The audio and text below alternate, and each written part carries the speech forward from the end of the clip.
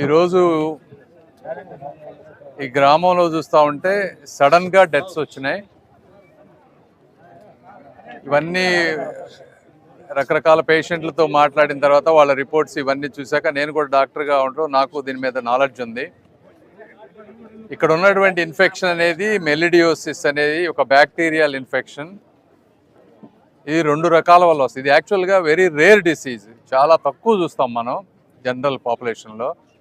అయితే ఎప్పుడైతే వాతావరణంలో ఎక్కువ తేమ శాతం ఉంటుందంటే సడన్గా విపరీతమైన వర్షాలు పడ్డప్పుడు ఆ బ్యాక్టీరియా గ్రో అవుతుంది, ఫాస్ట్గా గ్రో అవుతుంది.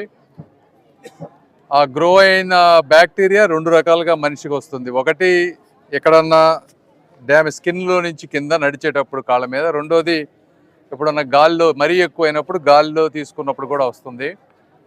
కాకపోతే వచ్చిన వాళ్ళందరికీ ఇన్ఫెక్షన్ వచ్చి సీరియస్ అవ్వదు.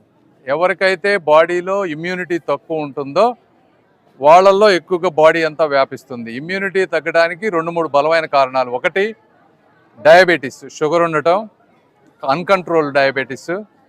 రెండోది హెవీ ఆల్కహాల్ యూజ్, ఎక్కువగా ఆల్కహాల్ తాగటం.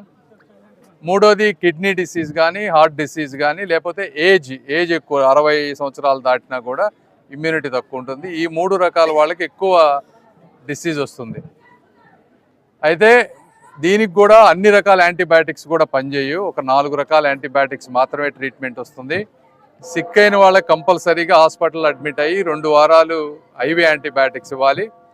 అది అయిపోయిన తర్వాత కనీసం 2-3 నెలలు ఓరల్ యాంటీబయాటిక్స్ వాడాలి. ఇది ఇట్లో ఏది తగ్గినా కూడా మళ్ళీ ఆ ఇన్ఫెక్షన్ వచ్చే అవకాశం ఉంటుంది. కాబట్టి ఈ ప్రాంతంలో ఎవరెవరికైతే జ్వరాలు ఉన్నాయో వాళ్ళందరినీ మేము చెప్పేది ఏంటంటే, ఇంటింటికి పబ్లిక్ హెల్త్ అఫీషియల్స్ని ఈ రోజున మాట్లాడాం. వెళ్ళి బ్లడ్ కల్చర్స్ తీసి వాళ్ళకి కొంత యాంటీబయాటిక్స్ ఇచ్చి కొద్దిగా సిక్గా ఉన్న వాళ్ళందరినీ హాస్పిటల్ అడ్మిట్ చేసి ప్రాపర్గా టెస్టులు చేపించి ఇక నుంచి, అంటే ఈ ఇన్ఫెక్షన్ కూడా చాలా రేర్, ఓన్లీ 4 రకాల యాంటీబయాటిక్సే పనిచేస్తాయి. ఒక్కోసారి అన్నీ చేసినా కూడా మనం కొంతమందిని కాపాడలేం. బట్ సాధ్యమైనంత వరకు డాక్టర్స్కి ఎంతవరకు చేయగలం అవన్నీ చేస్తాం. అది ఒకటి.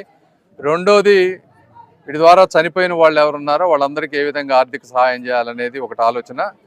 అది ఈ రోజున హెల్త్ మినిస్టర్ గారు వచ్చారు, అదేవిధంగా కలెక్టర్ గారు, వీళ్ళందరూ సీఎం చంద్రబాబు నాయుడు గారి దగ్గర మాట్లాడుతూ ఉన్నారు.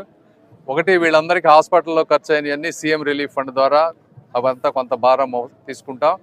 ఇంకేమన్నా కాంపెన్సేషన్లు ఏమన్నా ఉంటే గౌరవ ముఖ్యమంత్రి గారు ఆలోచించి కొంత హెల్ప్ చేస్తారు.